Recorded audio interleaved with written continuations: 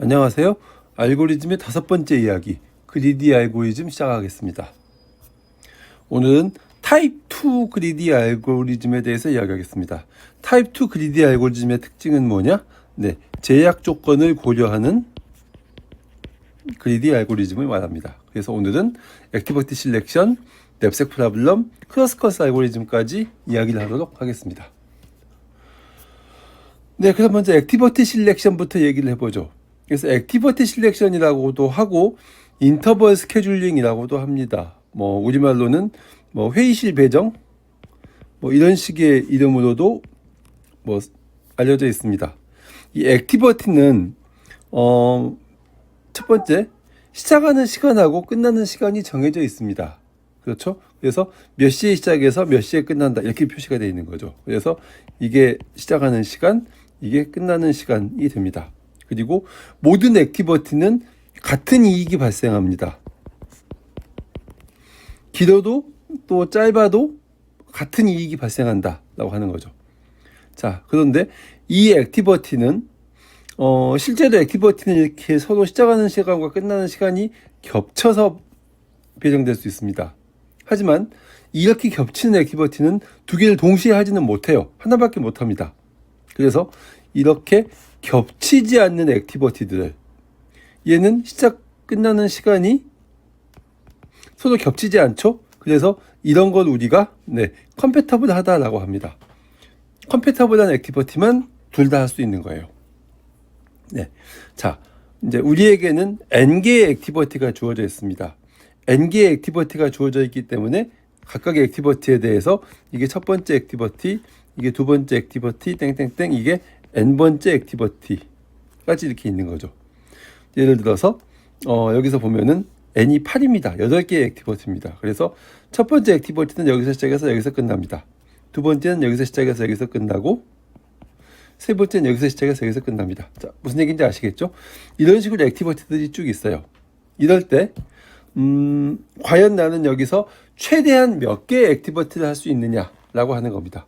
그래서 만약에 내가 첫 번째 액티비티를 선택을 했다면 첫 번째 액티비티하고 겹치는 액티비티는 못합니다. 그래서 4하고 6은 자동으로 안 되는 거예요. 그래서 두 번째 액티비티를 한다면 5하고 7, 일곱 번째 액티비티는 자동으로 못하는 거고 세 번째 액티비티를 한다면 여덟 번째 액티비티를 못하겠죠. 그래서 나는 여기서 3개의 액티비티를 할 수 있다라고 얘기하고 1, 2, 3이다 이렇게 얘기를 할 수 있는 거죠. 이게 최선인가요? 여러분? 이게 최대인가요? 이런 액티비티 실렉션 문제를 풀기 위해서 우리는 그리디 알고리즘을 적용하려고 합니다. 그래서 이 그리디 알고리즘을 적용하는 방식은 이거예요. 일단 하나의 액티비티를 선택합니다. whatever, 뭐가 됐건 간에 만약에 우리가 2번을 먼저 선택했다라고 생각을 해보죠. 그러면은 두 번째는 제약 조건을 고민을 해야죠. 그래서 2번과 겹치는 모든 액티비티는 다 제거합니다. 그럼 뭐가 남아요? 1번하고 3번하고 8번이 남죠. 1번은 한다고 치고 겹치는 게 없어요. 3번은 한다고 치면 8번을 못하는 거죠. 왜? 컴패터블 하지 않기 때문에. 이 과정을 진행을 하는 겁니다.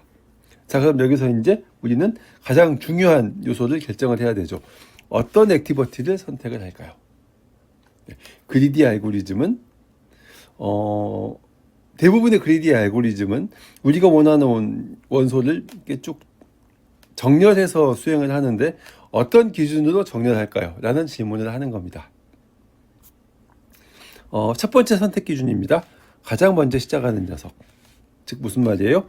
SI의 증가순으로 SI가 작은 녀석부터 고르자라고 하는 거죠. 그런 경우에 이게 그 카운터 이그젬플입니다. 가장 먼저 시작하는 게 뭐예요? 이 액티비티죠. 그래서 난 이걸 골랐어요. 그럼 어떻게 돼요? 위에 4개를 다 못하는 겁니다.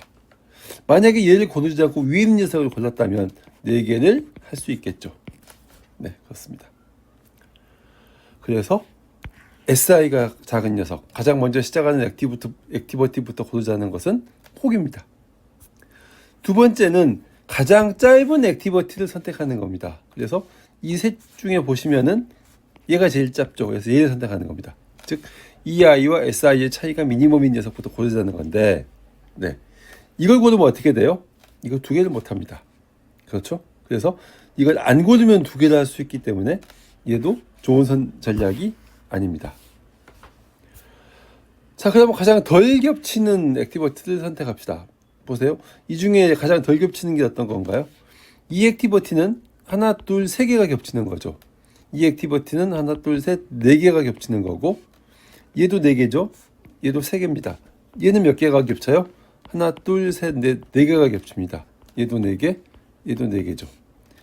얘도 네 개, 얘도 네 개, 얘도 네 개입니다. 얘는 몇 개가 겹쳐요? 두 개가 겹치네요. 그래서 너를 선택하겠다라고 하는 겁니다. 네, 얘를 선택하고 나면 이 두 개는 자동으로 못하는 거죠. 서로 겹치기 때문에 이 중에 하나 뭐가 되건 좋습니다. 이 중에 하나 뭐가 되건 좋습니다. 다른 건 못해요. 세 개를 할 수 있는 거죠. 그런데 얘를 포기하면 하나, 둘, 셋, 넷 할 수 있는 게 네 개가 있습니다. 그래서 덜 겹치는 액티비티를 선택하자. 얘도 답은 아닙니다. 답은 뭘까요? 네, 답은 가장 빨리 끝나는 액티비티를 선택하자. 즉, 이 아이가 가장 짧은 녀석부터 시작하자는 겁니다. 여기서 가장 빨리 끝나는 녀석은 뭐예요? 이 녀석이 제일 빨리 끝나죠. 네, 이 아이가 가장 작잖아요. 그래서 얘를 선택하자는 겁니다. 네, 얘를 선택하면 어떻게 돼요? 이걸 못하는 거죠. 하지만 나머지를 다 할 수 있습니다. 4개 할 수 있네요. 오케이, 좋습니다.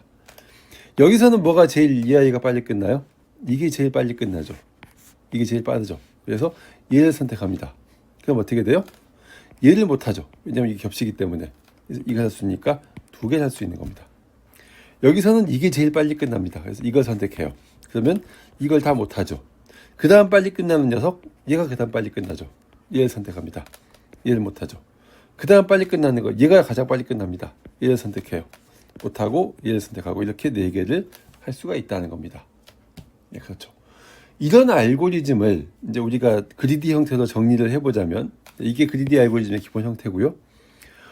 주어진 액티비티가 이렇게 스타트 엔게, 엔드 엔게 이렇게 2개의 배열로 들어옵니다.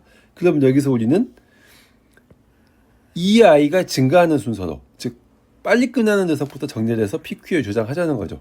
그래서 PQ가 MT가 아닌 동안 반복을 할 건데 PQ 맨 앞에 있는 녀석 하나 꺼낸 다음에 컴패터블 하냐라고 물어보고 컴패터블 하다면 얘를 솔루션에 포함시켜주는 겁니다. 보세요.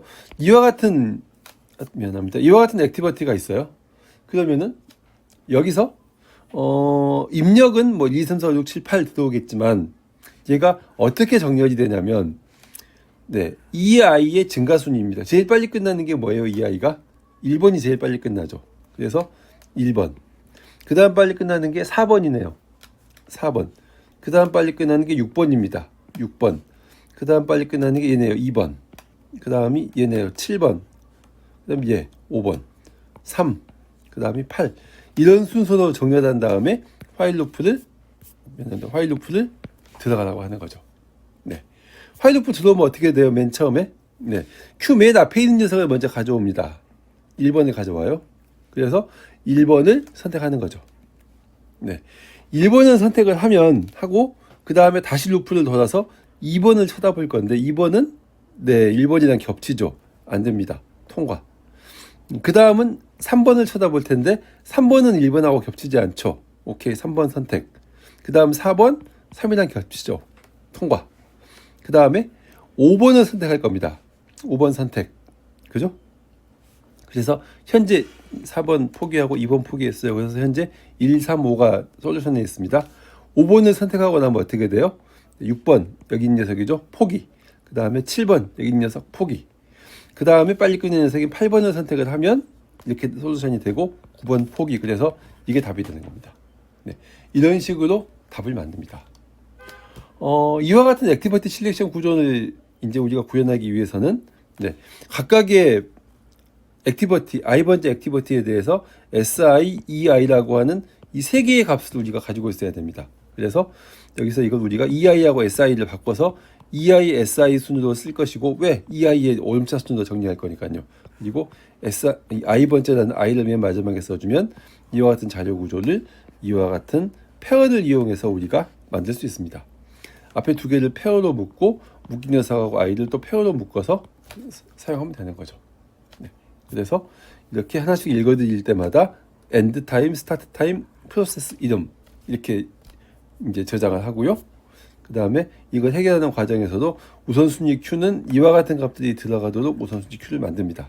그래서 네, 이렇게 네, 한 과정을 진행을 해주시면 우선순위 Q에서 EI, SI 인덱스 꺼내고 그 다음에 만약에 가장 최근에 끝난 시간보다 SI가 더 크다면, 즉 얘가 더 뒤에 시작한다면, 컴패터블 하다면 그런 뜻이죠.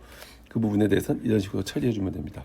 이 녀석을 우리가 추가해주고 마지막에 끝나는 건 얘가 끝나는 시간이다 라고 표시해주면 되는 거죠. 이 컴패터빌리티 검색하는 시간이 비고에 1이 걸리기 때문에 이 전체 프로세스는 비고에 n이 걸리게 되는 겁니다. 네, 뭐 별로 문제가 어렵진 않죠. 그래서 이 알고리즘의 연산 시간은 여기까지가 비고의 n이고, 근데 소팅이 들어가죠. 비고의 n 로그 n입니다. 그래서 토탈 걸리는 시간은 비고의 n 로그 n 이렇게 계산이 되는 겁니다. 네, 그래서 이걸 돌려보면 네, 이렇게 네, 3개짜리는 이렇게 나오고 8개짜리는 1358 이렇게 답이 나옵니다. 이 3개짜리는 저 앞에 2예제고요. 8개짜리는 2예제입니다. 네. 자, 그럼 그 다음은 우리가 냅색 문제를 한번 해보겠습니다. 냅색 문제는 이걸 배낭 문제 또는 보따리 문제 뭐 이런 식으로 이제 우리가 이름을 붙이는데, 냅색 배낭이 있습니다. 배낭이 있으면 용량이 있겠죠. 용량이 없는 무한 용량인 네, 그런 냅색은 없습니다. 그래서 이렇게 네, 용량이 m인 냅색이 있습니다. 그 말 뜻이 뭐예요? 여기다가 담을 수 있는 최대 무게가 m 그램 또는 m 킬로그램이라는 거예요. 이걸 넘기면 넣지 못합니다. 그 다음에 우리에게는 n개의 물건이 있어요. 그래서 예를 들어서 이렇게 하나, 둘, 3개의 물건, 1번, 2번, 3번 물건이 있다고 생각을 해봅시다. 네. 그러면 각각의 물건들은 무게가 있을 겁니다. 세상에 무게가 없는 물건은 없죠. 그래서 첫 번째 물건은 W1, 두 번째 물건은 W2, 세 번째 물건은 W3 이렇게 되겠죠. 그리고 그 물건을 골랐을 경우에 우리에게 발생하는 이익이 있습니다. 그렇죠? 지나가는 물건을 잡으면 그 물건 가격이 있잖아요. 그래서 첫 번째 물건의 이익은 P1, 두 번째는 P2, 세 번째는 P3 이렇게 되는 거죠. 그래서 여러분들은 이 물건들을 배낭에 담으려고 합니다. 그런데 보세요. 이 배낭이 예를 들어서 첫 번째 물건이 10kg이고 두 번째가 15kg이고 세 번째가 20kg이다. 그런데 이 배낭에는 30kg밖에 못 담는다 라고 하면 이 물건 3개를 다 담으면 배낭이 찢어집니다. 그렇게 담을 수가 없는 거예요. 어떻게 담을 수 있어요? 1번하고 3번 담을 수 있죠. 왜? 10kg, 20kg니까 더하면 30kg 딱 들어갈 수 있잖아요. 1번하고 2번 담을 수 있죠. 왜? 10kg, 15kg 다 담을 수 있잖아요. 2번하고 3번 담을 수 있나요? 네.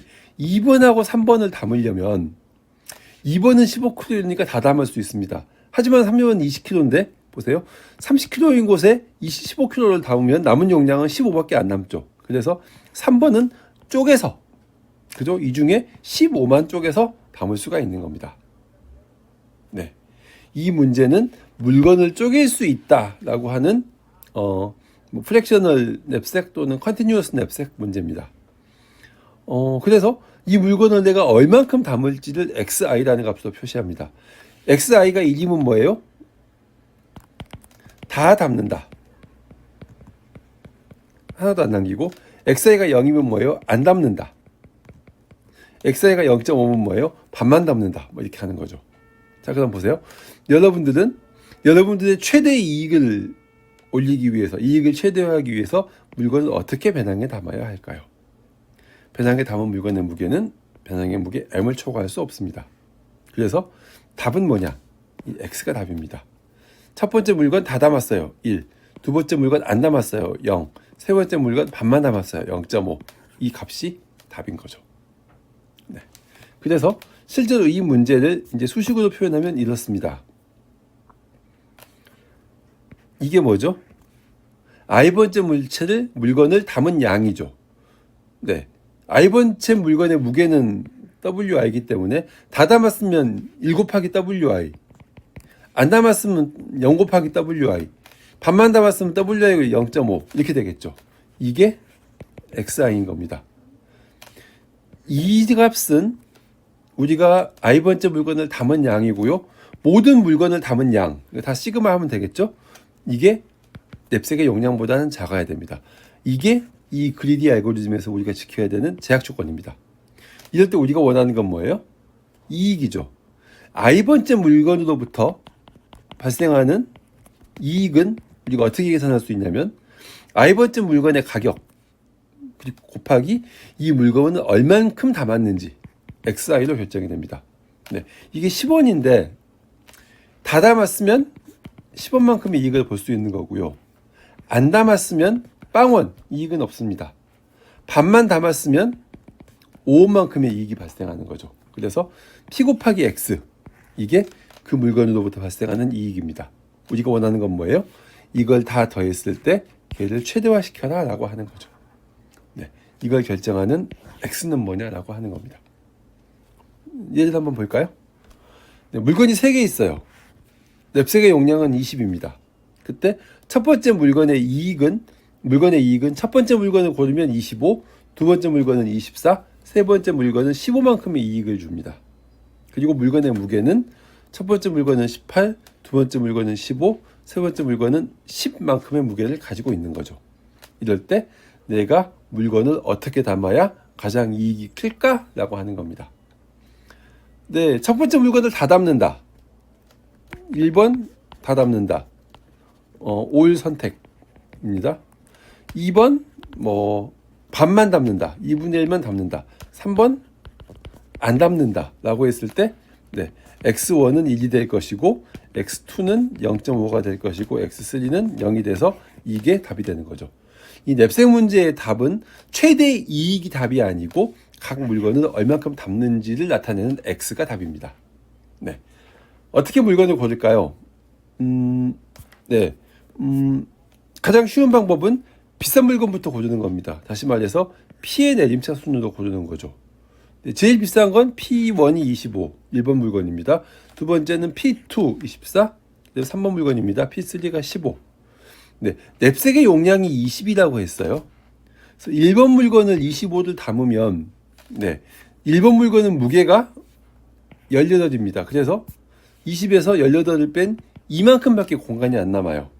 그래서 2번 물건은, 네, 2번 물건의 무게가 15였죠. 그래서 2번 물건은 15분의 2만큼만 미안해요. 네. 15분의 2만큼만 담을 수 있습니다. 그죠? 그래서 이게 계산을 하면 28.2만큼의 이익이 나오네요. 또 다른 방법은 없나요? 네. 가벼운 물건부터 선택해 볼까요? 제일 가벼운 물건은 3번입니다. W3가 10이죠. 그 다음 가벼운 게 2번입니다. W2가 15죠. 마지막으로 제일 무거운 게 첫 번째입니다. W1이 18이죠. 그래서 네, 3번은 다 담을 수 있어요. 근데 무게가 10이기 때문에 냅색에서 남은 용량이 10밖에 안 남습니다. 그래서 2번은 15분의 10만큼만 담을 수가 있어요. 그래서 내가 얻을 수 있는 이익은 3번의 이익 15, 2번의 이익 24 곱하기 15분의 10이니까 31만큼의 이익이 발생하는 거죠. 또 다른 선택 기준은 없나요? 네, 이번에는 한번 무게당 가격이 높은 순으로 한번 선택을 해봅시다. 그래서 P를 W로 나눈 순 값의 내림차 순으로 생각을 해보죠. 1번, 2번, 3번에 대해서 이걸 계산을 해보면 네, 1번은 25를 18로 나오니까 1.39가 되고 2번은 25를 14로 나누니까 1.6, 3번은 15를 15로 나누니까 1.5가 되겠죠. 그래서 우리는 2번을 맨 처음 선택을 하고 그 다음에 3번을 하고 마지막으로 1번을 하자 이렇게 되겠죠. 2번을 담으면 어떻게 돼요? 네, 2번은 무게가 15죠. 그래서 전체 용량 20이기 때문에 마이너스 15를 하면 5만 남습니다. 3번은 무게가 10이죠. 그래서 3번은 반만 담을 수가 있는 거예요. 2번의 이익, 3번의 이익 곱하기 0.5 하면 31.5. 그래서 얘가 조금 더 높게 나옵니다. 우리가 알 수 있는 건 뭐예요? 물건 선택 기준은 무게당 가격이 높은 거, 즉 P를 W로 나눈 값에 내림차 순으로 선택을 하자 이겁니다. 네, 이 과정을 알고리즘으로 작성하면 이렇게 작성할 수 있습니다. 일단 P 나누기 W, P를 W로 나눈 값에 내림차 순으로 정렬해서 Q에다가 집어넣어 주세요. 그 다음에 Q가 MT가 아닌 동안 반복을 할 건데 일단 남은 용량이 없다면 브레이크 끝내고 나가야 됩니다. 그죠? 안 그렇다면 맨 앞에 있는 원소를 꺼낸 다음에 현재 냅색에 남은 용량이 지금 이 물건의 무게보다 더 크다면 물건을 다 담으면 됩니다. 그리고 용량을 물건의 무게만큼 줄여줘야겠죠. 그렇지 않다면 내가 담을 수 있는 만큼 WI를 캐패시티도 나눈 값을 XI로 하고 그만큼만 물건을 담아주면 되는 거죠. 이러고 나면 캐패시티는 0이 될 겁니다. 이 과정을 반복하는 거예요. 그리고 나서 이제 X를 리턴해주면 되는 거죠. 네, 그렇습니다. 시간 복잡도 뭐 소팅이 들어가기 때문에 n 로그 n 피할 수 없습니다. 구현하는 과정, 물건의 개수, 냅색의 용량, PWX 선언해주고요. 그다음 다 읽어드린 다음에 우선순위 Q는 PWX, P를 W로 나눈 값을 집어넣고 물건의 인덱스를 집어넣습니다. 그래서 이제 이렇게 우선순위 Q를 구현을 해주시면 됩니다. 별로 어렵지 않습니다. 그래서 이렇게 구현해 보면은 이와 같은 결과를 얻을 수 있습니다. 물건 3개짜리일 때, 물건 4개짜리일 때 이렇게 결과가 나옵니다. 자, 그 다음에 이제 타입 2의 마지막 알고리즘인 클러스컬 알고리즘 얘기를 해보죠. 클러스컬 알고리즘은 우리가 최소 비용 신장 트리, 그러니까 미니멈 코스트 스패닝 트리를 계산하는 알고리즘입니다. 이 미니멈 코스트 스패닝 트리가 무엇인지를 생각을 해보려면 한번 이런 예를 한번 들어보죠. 세종대왕 시절에 세종대왕은 이렇게 4개의 군을 개척을 하고 이걸 사군이라고 합니다. 이렇게 6개의 진, 이걸 육진이라고 해요. 사군과 육진을 개척해서 이제 조선의 영토를 이렇게 확장을 했습니다. 이 선이 뭐냐면 압록강하고 두만강이죠. 즉 강으로 이렇게 영토를 확장을 한 겁니다. 자, 그러면 보세요. 원래 여기 살고 있던 여진족들 입장에서는 조선이 여기다가 새로 이렇게 마을을 건설하고 군대를 주둔을 시키니까 여기를 뺏어야겠죠. 공격해야 합니다. 조선 입장에서는 이 영토를 방어해야겠죠. 공격해야 되는 여진과 방어해야 되는 조선이 충돌하는 겁니다. 공격의 첫 번째 원칙은 뭐예요? 분할하라는 겁니다. 이 6개의 마을이 있죠. 6개의 버텍스가 있는데 이 중에 어느 하나를 공격할 때 다른 녀석들이 도와줄 수 없으면 얘를 쉽게 떨어뜨릴 수 있어요. 이게 공격의 첫 번째 원칙입니다. 분할해라. 방어의 원칙은 뭔가요? 반대죠. 어떤 성이 공격을 받으면 다른 성에서 빨리 와서 이걸 구원을 해줘야 됩니다. 그래서 not divide, divide를 허용하지 않겠다는 게 방어의 첫 번째 원칙이죠. 자, 그럼 보세요. 평상시에는 이 모든 마을들이, 이 모든 버텍스들이 엣지로 연결되어 있습니다. 그런데 비상시가 발생하면 이 엣지가 끊어질 수 있는 거죠. 그래서 우리는 이와 같은 그래프에서 최소 비용으로, 즉 최소 엣지로 모든 버텍스를 연결하는 그런 구조를 알고 싶은 겁니다. 그게 뭐냐? 스패닝 트리입니다. 그래서 이 스패닝 트리는 n-1개의 엣지로 구성이 되어 있고요. 그 다음에 사이클이 존재하지 않습니다. 사이클이라는 건 갔다가 다시 돌아오는 경로잖아요. 이 버텍스들, 4개의 버텍스를 모두 연결하기 위해서 지금 4개의 엣지가 사용되는데 시대 중에 하나는 필요 없습니다. 왜? 이렇게 돌아가면 되거든요. 그죠? 그래서 이 스패닝 트리는 n-1개의 엣지로 모든 버텍스를 연결하고 사이클이 존재하지 않는 서브 그래프입니다. 이런 스패닝 트리는 뭐 별로 어렵지 않습니다. 만드는 게. 여러분들이 기피우선 탐색, 이 그래프에서 기피우선 탐색하면 이렇게 갔다 돌아서 이렇게 가겠죠? 이게 기피우선 탐색으로 만들어진 스패닝 트리입니다. 이런 걸 우리가 뎁스 퍼스트 스패닝 트리라고 하죠. 또는 여기서 이렇게 가면은 이렇게 만들어집니다. 이건 너비우선 탐색을 통해서 만들어지는 스패닝 트리죠. 그래서 한 그래프에서 여러 개의 스패닝 트리가 존재할 수 있습니다.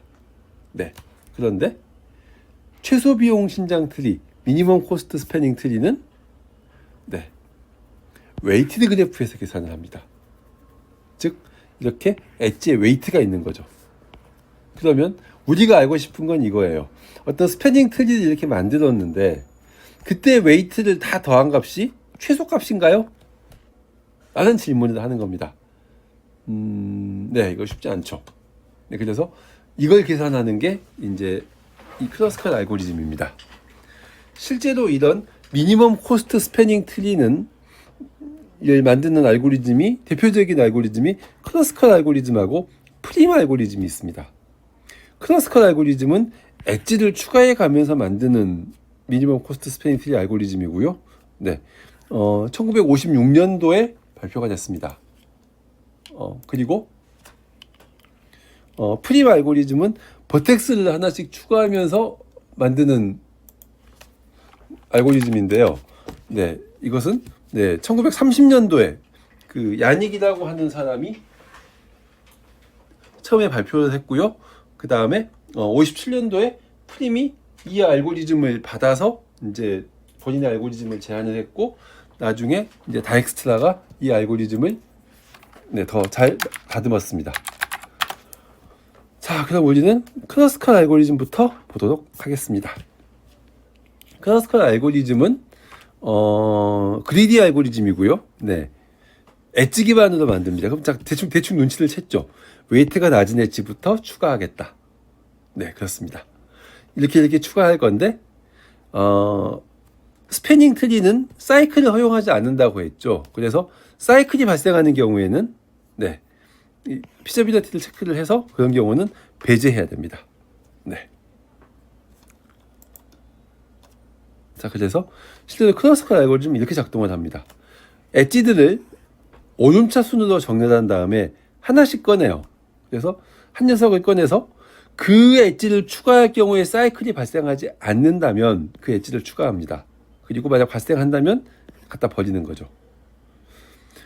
이 과정은 모든 엣지를 다 추가했는데 n-1개가 안 될 수도 있어요. 그러면 끝나야 됩니다. 그죠? 그래서 다 만들어 봤는데 n-1개가 안 됐다 그러면은 이때는 그냥 미니멈 코스트 스패닝 존재하지 않는다라고 하고 끝내야 되는 거죠. 그런 예는 좀 이따 보겠습니다. 자, 한번 돌려볼까요? 이와 같은 그래프가 있어요. 그러면은 여기에 엣지가 AD, AB부터 시작을 해서 FG, EG까지 있습니다. 이 엣지들을 그 웨이트의 오름차 순으로 쭉 저장을 합니다. 이렇게 우선순위 큐에 저장을 하면서 얘기를 시작을 해요. 이걸 하면 이게 만들어지는 거죠. 그리고 미니멈 코스트 스패닝 트리는 일단 파이로 잡읍시다. 그래서 어떻게 진행을 할 거냐면, 이 루프를 보세요. 맨 앞에 있는 버텍스를 가져옵니다. 아닙니다. 맨 앞에 있는 엣지를 가져옵니다. 그럼 어떻게 돼요? AD를 가져온 거죠. AD는 사이클을 만드나요? 아니요. 그러면 AD를 여기다가 추가해 주는 겁니다. 이렇게 되는 거죠. AD는 제거됩니다. 그 다음에 CE를 가져옵니다. 이게 그 다음 코스트가 작잖아요. CE를 가져옵니다. 사이클이 생기나요? 아니요. 그러면 CE를 추가해 줍니다. 그 다음에 뭘 가져올까요? DF를 CE를 이렇게 추가해 줍니다. 그 다음은 DF를 가져오면 되겠네요. 6. 그 다음 작잖아요. 그죠? DF도 사이클을 안 만드니까 DF도 추가해 줍시다. 그래서 이렇게 됩니다. 그 다음 작은 녀석이 AB하고 B인데 AB부터 가져올까요? 사이클 안 만들죠? 오케이, 좋습니다. 그 다음 B를 가져올까요? 사이클 안 만들죠? 좋습니다. 그 다음 C를 가져올까요? 사이클 안 만들지 않죠. 사이클을 만들죠. 그래서 C는 포기합니다. 미안합니다. BC는 포기합니다. 그 다음 작은 녀석이 EF죠. EF 사이클 만들죠. 이렇게 사이클이 발생하는 겁니다. 그죠? 그래서 사이클이 발생하기 때문에 이 엣지는 필요가 없는 거예요. 그래서 EF는 포기합니다. 그 다음이 BD죠. BD가 뭔가요? 이 녀석이죠. 여기도 사이클 만드네요. 그래서 얘도 포기합시다. 그 다음에 EG는 어때요? 이렇게 하면은 만들어졌죠. 그래서 EG도 추가합시다. 그러고 보니까 미니멈 코스트 스패닝 트리가 6개가 됐는데 이거는 n-1이죠. n이 지금 7이니까 버텍스가 7개죠. 그래서 이 조건을 만족시키기 때문에 루프를 빠져나와서 끝나는 겁니다. 이렇게 하면 되는 거예요. 쉽죠? 여기서 조금 특이한 경우는 이런 경우입니다. 이런 그래프는 어때요? O가 단절되어 있죠. 이런 그래프는, 이런 디스커넥티드 그래프는 미니멈 코스트 스패닝 트리를 만들 수 없습니다. 왜? 1, 2, 4, 1 이것만 연결이 되지 5도는 가는 길이 없거든요. 그래서 이런 경우에는 이 우선순위 큐를 다 돌아도 만들어지지 않는 거예요. 그럴 때 우리가 만들 수 있을 만큼 만들었는데 3개밖에 안 돼요. 엣지가 3개밖에 없잖아요. 그죠? 그런데 여기 버텍스가 1, 2, 3, 4, 5, 5개니까 얘는 4개가 돼야 되는 거죠. 이게 안 되기 때문에 이때는 미니멈 코스트 스패닝 트리를 만들 수 없다라고 하고 끝나야 되는 겁니다. 네. 자, 그럼 우리가 한번 클래시컬 알고리즘의 성능을 분석해 볼까요? 일단 소팅 들어갑니다. 네. 소팅 들어가면은 기본적으로 mlogm, 엣지를 소팅하는 거니까 mlogm입니다. 이 걸리겠죠.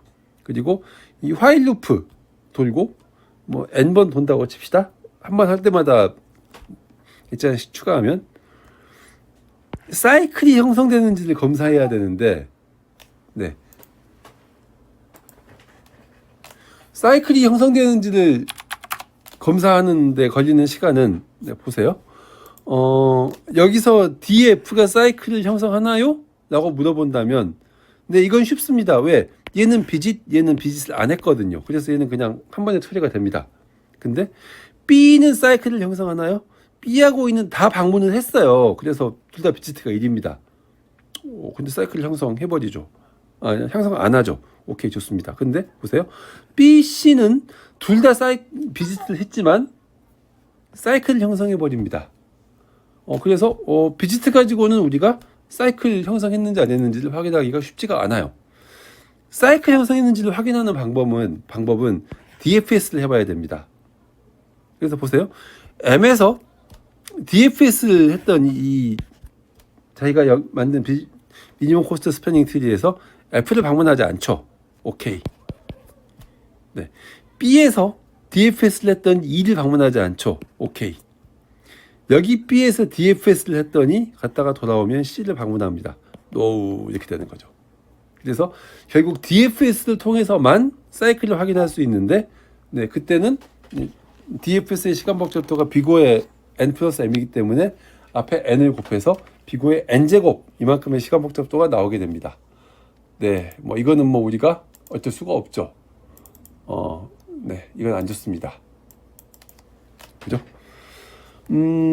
어떻게 이 사이클 검사를 좀 더 잘할 수 있을까? 라는 방법으로 우리는 유니온 파인드라고 하는 자료 구조를 제안을 합니다. 이 유니온 파인드는 서로 소인 집합을 표현하는 자료 구조입니다. 그래서 1, 2, 3, 4, 5, 6, 7, 8, 9 이렇게 서로 교집합이 없는 집합들이 있을 때 이렇게 표시를 하자는 거죠.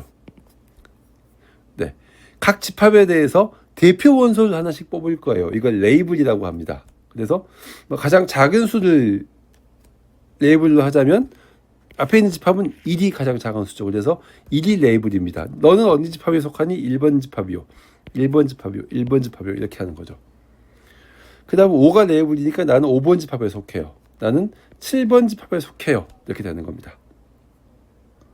그리고 이 모든 노드에서 이 루트 노드, 즉 레이블로 가는 링크를 이렇게 만들어 놓습니다. 여기 링크가 없는 이유는 이렇게 바로 연결되어 있기 때문이죠. 네, 뭐 그렇습니다. 이런 자료 구조를 만들었어요.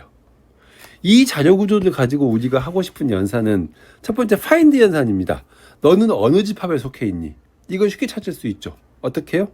모든 노드에서 루트 노드로 찾아가면 됩니다. 루트 노드로 갈 수 있는 한 번의 경로를 가지고 있다고 했기 때문에, 링크를 가지고 있다고 했기 때문에 얘는, 네, 이 파인드 연산은 비고의 원에 수행이 됩니다. 두 번째, 서로 다른 두 집합을 유니온 하는 건데요. 이것도 쉽습니다. 어떻게? 더 큰 녀석이 작은 녀석의 차일드로 들어가면 돼요. 이런 식으로. 그렇죠. 그리고 여기서 이 링크만 바꿔주면 됩니다. 그래서 실제로 이 유니온 연산의 경우, 시간 복잡도를 생각해보면 유니온 연산의 경우는, 네, 이게 인버스 에커만 펑션 이렇게 얘기를 하는데, 인버스 에커만 펑션만큼의 시간이 걸립니다. 그런데 인버스 에커만 펑션은 굉장히 숫자가 낮아요. 그래서 n이 10의 80승, 네, 우주에 있는 모든 원자의 숫자를 다 더한 게 n이 10의 80승이라고 하는데, 알파의 n은 5보다 작거나 같습니다. 그래서 얘는 거의 상수시간으로 취급을 하는 거예요. 즉, 두 집합을 해서 너는 어느 집합에 속하니? 또는 너희 두 집합을 합해봐라고 하는 연산을 전부 다 상수시간에 할 수 있다라고 하는 장점이 있는 거죠. 그럼 보세요. 여기서 D하고 F 사이에 유니온 파인드. 네. 얘들은 레이블이 1이고 뭐 얘는 뭐 레이블이 5라고 치죠. 같은 집합이 아니니까. 다르니까 유니온 하면 되는 겁니다. B하고 E 얘하고 얘 집합이 또 다른 집합이에요. 그러니까 또 하면 됩니다. 그런데 보세요. B하고 C는 어때요? 이게 한 집합이죠. 그 말 뜻이 뭐예요? 이 두 버텍스에서 파인드 연산을 하면 같은 레이블 뭐 1이면 1 이게 나오는 겁니다. 그러니까 여기서는 사이클릭 밸런스 발생한다 라고 판단을 하는 거죠. 네, 그래서 이렇게 U하고 V를 찾아온 다음에 find가 같지 않냐를 보고 같지 않으면은 유니온 하겠다라고 하는 겁니다. 이게 비고의 원이에요. 그러니 이 화일 루프도 비고의 n에 끝난다 라고 하는 겁니다. 아, 좋네요. 그죠? 네. 이 연산을 한번, 이 예를 한번 보겠습니다. 처음에 시작을 할 때 모든 버텍스에 대해서 이렇게 레이블을 지정을 합니다. 그렇죠? 모든 버텍스들이 각각 독립적으로 다른 집합에 속해 있기 때문에 각각 다른 값으로 이렇게 레이블이 지정이 되겠죠. 네. 그리고 나서 이제 우리는 이 그래프를 이렇게 또 쭉 엣지 오름차 순으로 이렇게 정렬을 합니다. 네. 자, 그럼 이제 우리가 한번 이 클래시컬 알고리즘을 진행을 해보죠. 네. 처음에 가장 작은 녀석인 AD를 찾았는데 이 둘은 미안합니다. AD를 찾았는데 이 둘은 레이블이 다르죠. find 하면 A는 1을 리턴하고 D는 4를 리턴할 겁니다. 같지 않잖아요. 그래서 이 둘을 합칩니다. 합치고 나서 유니온 해줘요. 유니온 해준다는 말 뜻이 뭐예요? 얘 레이블을 1로 바꿔준다는 겁니다. 그래서 첫 번째 버텍스를 처리하면 이렇게 연결이 되고 AD가 포함이 되고 둘의 레이블이 같게 되는 거죠. 그 다음 버텍스는 C이죠. C입니다. 네, 얘들도 이 find에서 나오는 레이블이 다르기 때문에 합칠 수 있죠. 합칠 때 얘를 3으로 바꿉니다. 그래서 네, C도 추가되고 3으로 바뀌어서 유니온이 되는 거죠. 그 다음이 DF입니다. 네, D하고 F도 합칠 수 있죠. 왜? 레이블이 다르거든요. 그래서 D하고 F를 합치면 이렇게 DF가 들어오게 되고 얘도 레이블이 1이 되는 거죠. 그 다음이 AB입니다. 네, A하고 B죠. A하고 B도 레이블이 다르기 때문에 이를 합칠 수 있습니다. 네, 그래서 AB를 연결하고 나면 이제 이렇게 포함이 되는 거죠. 그 다음이 B하고 E죠. 네, B하고 E도 네, 얘가 1이고 얘가 3이기 때문에 실제 레이블이 다르기 때문에 합칠 수 있죠. 그래 추가시킬 수 있죠. 그래서 이렇게 추가를 하면 네, 이 집합과 이제는 이 집합이 한 유니온이 되는 거예요. 그래서 얘도 레이블 1이 되고 얘도 레이블이 1이 됩니다. 이렇게 되는 거죠. 네. 그 다음에 BC입니다. BC는 하려고 봤더니 두 개 레이블이 같아요. find 하면 같은 값을 리턴합니다. 얘는 통과. 안 되는 거예요. 그 다음이 EF입니다. E하고 F도 레이블이 1로 같죠. 얘도 안 됩니다. 통과. 네. 그 다음이 BD입니다. 이 BD죠. B하고 D도 레이블이 1로 같아요. 네, 안 돼요. 이것도 통과. 그 다음에 EG입니다. E하고 G는 레이블이 다르죠. 오케이, 할 수 있어요. 이렇게 연결하고 이 레이블을 1로 바꾸는. 그래서 이와 같은 식으로 작업을 하면 됩니다. 네, 이런 식으로 이제 유니온 파인드가 진행이 됩니다. 그리고 나면 우리가 이제 m개 n-1개의 엣지를 다 찾았기 때문에 끝 해주면 되는 거죠. 시간 복잡도 네, 처음에 mlogm이 소팅할 때 들어가고요. 그 다음에 이 루프를 도는 과정이 비고의 n에 끝납니다. 네, n은 m에 포함되기 때문에 비고의 mlog n만큼의 시간 복잡도를 갖는다라고 하는 거죠. 네, 이런 클래시컬 알고리즘을 구현하기 위해서는 여러분들이 네, 이 유니온 파인드 구조를 먼저 여러분들이 만들어 줘야 됩니다. 그래서 유니온 파인드를 만들고 이걸 이용을 해서 네, 이 화일문을 진행을 시켜주면 됩니다. 둘 사이에 파인드가 같지 않은 경우에 걔를 추가시켜주고 다시 U하고 V를 유니온 시켜줘라 하는 연산을 넣어주면 되는 거죠. 네. 자, 여기까지 여러분들이 타입 3에 해당되는 이제 클래시컬 알고리즘, 타입 2에 해당되는 클래시컬 알고리즘까지 봤고요. 다음 시간에 타입 3하고 타입 4에 해당되는 프림 알고리즘하고 다이스트 알고리즘을 보도록 하겠습니다. 네, 수고했습니다.